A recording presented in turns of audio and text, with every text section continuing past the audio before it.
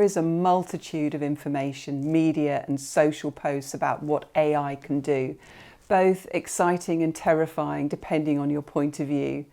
But how do you go about preparing your people and your leaders to engage with and embrace the possibilities of AI?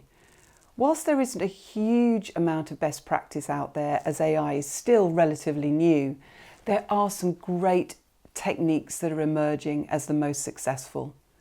Here are 4 of them. Number 1, treat your people like adults. When we embark on an AI program, it can be tempting to adopt a parental approach to our people. You know, it comes from a good place. We want to protect them from any anxiety that might result from the changes.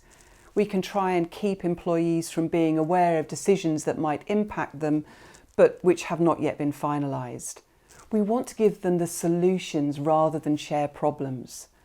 But change experts all agree that if we can treat our employees as grown-ups and trust them to be able to cope without having all the answers and solutions mapped out for them, then they tend to respond as grown-ups. It's when we treat them like children who must be protected that we can witness behaviours that seem more childlike. We're seeing plenty of parental style behaviours in relation to AI in companies right now. You know, we're seeing AI being banned because of the understandable concern over data breach risks. We're seeing companies holding secret meetings until the full impact on job roles is understood.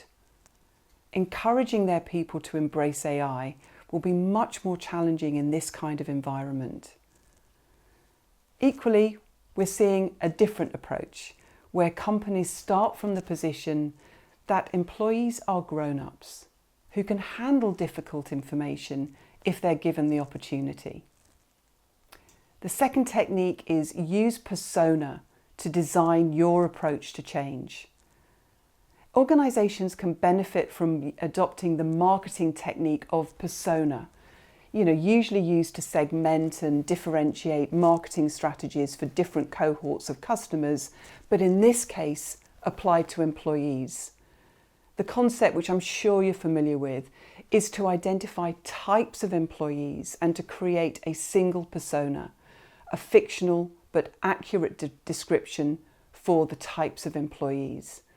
In this case, it would be persona differentiated by their attitude to AI, or their understanding of AI, or maybe even the potential impact of AI on their roles.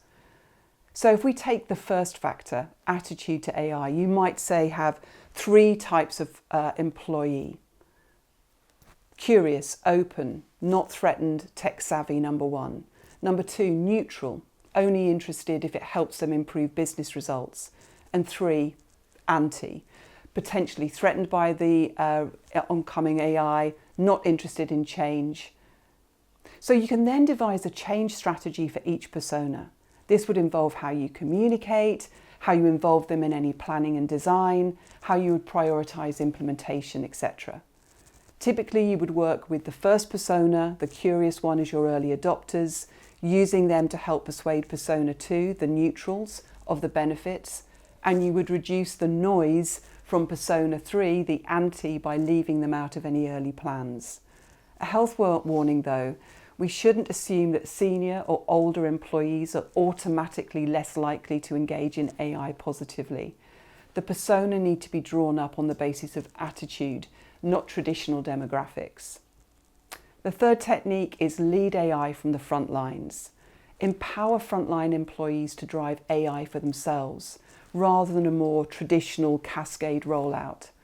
Whilst this might result in AI being patchier and more organic, it does mean that the resistance is lower and engagement is higher. We're seeing this approach being adopted in many organisations, such as Verizon.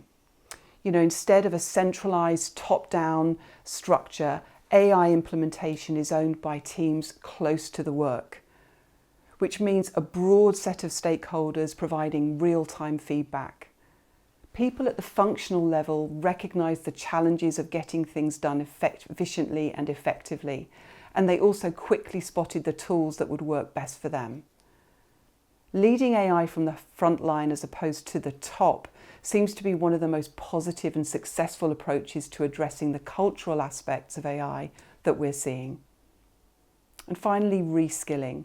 You know, in today's volatile world, there is no commitment to a job for life for employees, but there should be a commitment from the company to do their utmost to ensure continued employability. You know, a genuine desire to equip employees with the skills to make the transition to an AI-dominated workplace. In most cases, whole roles are unlikely to disappear entirely, but the vast majority of roles will certainly be impacted and will involve employees learning new skills to work with and alongside AI. At PwC, they created a series of micro-learning videos on AI. You know, these short 2-minute explainer videos cover various AI concepts like machine learning and natural language processing. They're delivered through a mobile app, allowing for on-the-go learning in bite-sized chunks.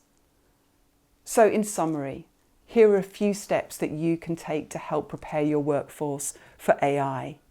Demystify AI. Talk about it openly and transparently, even if you don't have all the answers. Use persona to make sure you're using the right messaging and approach. Equip them with the skills they'll need to use AI in their adjusted roles well before they need to use them. And lead AI implementations from frontline teams. Hi, I hope you found this useful.